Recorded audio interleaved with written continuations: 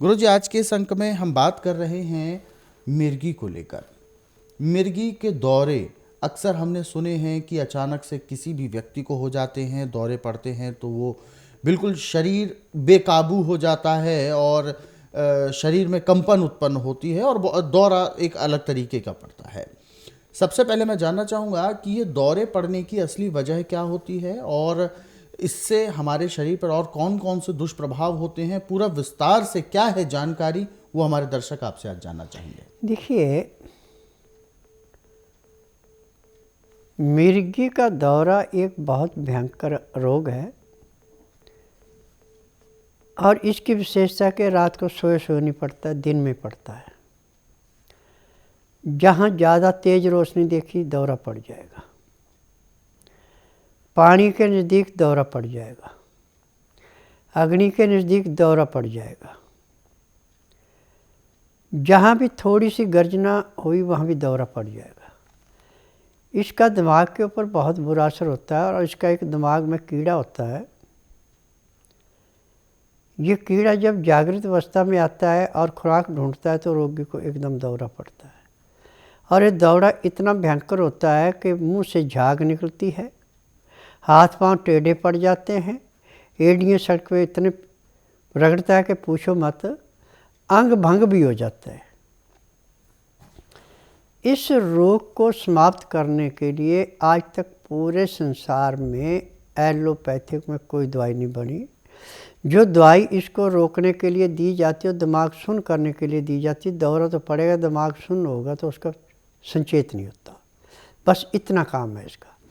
परंतु जो टीवी के माध्यम से मैं आपको नुस्खा बताने जा रहा हूँ, ये नुस्खा यदि आप नियम रूप से उस रोगी को देते हैं तो 2-2.5 महीने में उसके दौरे हमेशा के लिए समाप्त हो जाएंगे। और ऐसे भी जब मिर्गी का दौरा रोगी को पड़ने लगे, उसको अकेले को नहीं कभी भी कहीं जाने देते।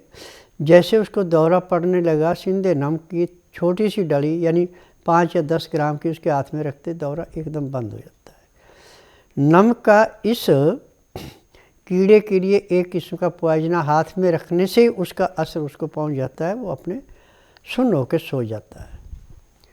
परंतु ये दौरा आयोडीन की कमी और मैग्नीशियम की कमी से पड़ता है। आयोडीन और मैग्नीशियम ये गाजर में पर्याप्त मात्रा में है और यदि गाजर का जूस आप 1 गिलास सुबह, 1 दोपहर, 1 शाम को हल्का गर्म करके उसमें शहद मिला के रोगी को पिलाते हैं तो 3 महीने में चाहे इसका कितना भी भयंकर से भयंकर, कितना भी पुराने से पुराना मिर्गी का दौरा पड़ता है, समाप्त हो जाता है। क्योंकि गाजर के रस में सोडियम और मैग्नीशियम बहुत ज़्यादा मात्रा में, और जितने भी कंदमूल हैं, फल हैं, इनसे। और जो आयोडीन आप ओपरा खाते हैं, ये इसके ऊपर कोई प्रभाव नहीं डालता। कुदरती आयोडीन सबसे ज़्यादा प्रभाव डालता है। मेरे पास हर महीने 8 से 10 मरीज मिर्गी के आते हैं। किसी का इलाज 1 महीना दवाई खिलानी पड़े, किसी को 2, किसी को 3 महीने दवाई खिलानी पड़ती है, महीने में ही मिर्गी के दौरे बंद हो जाते हैं।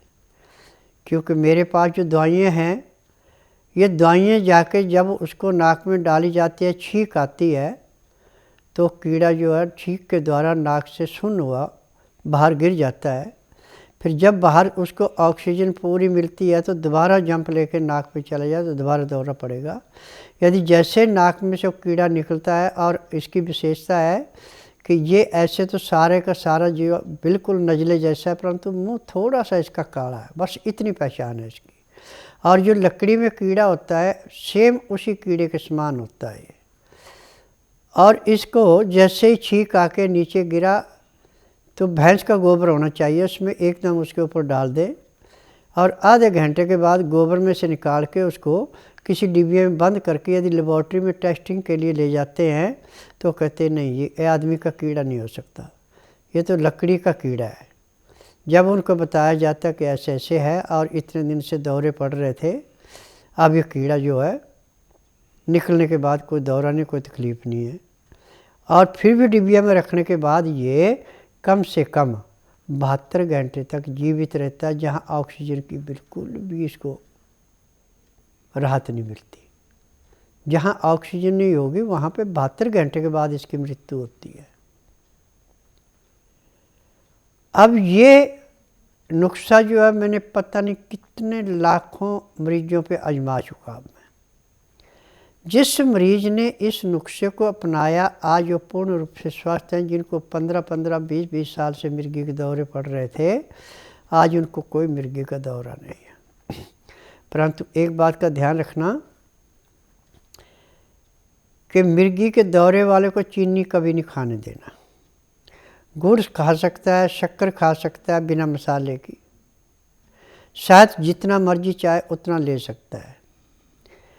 चीनी लेने के बाद जो है फिर आपके शरीर के अंदर कई किस्म के इन्फेक्शन पैदा कर देगी चीनी, और फिर भी आपको कभी भी मिर्गी का दौरा तो नहीं पड़ेगा, परंतु चेहरे का दौरा पड़ेगा जो रात को सोए सोए पड़ता है। लक्षण दोनों के एक जैसे हैं। मिर्गी के दौरे में मुंह से झाग निकलती है और चेहरा जो होता है इसमें मुंह से झाग नहीं निकलती, बस इतना फ़र्क है।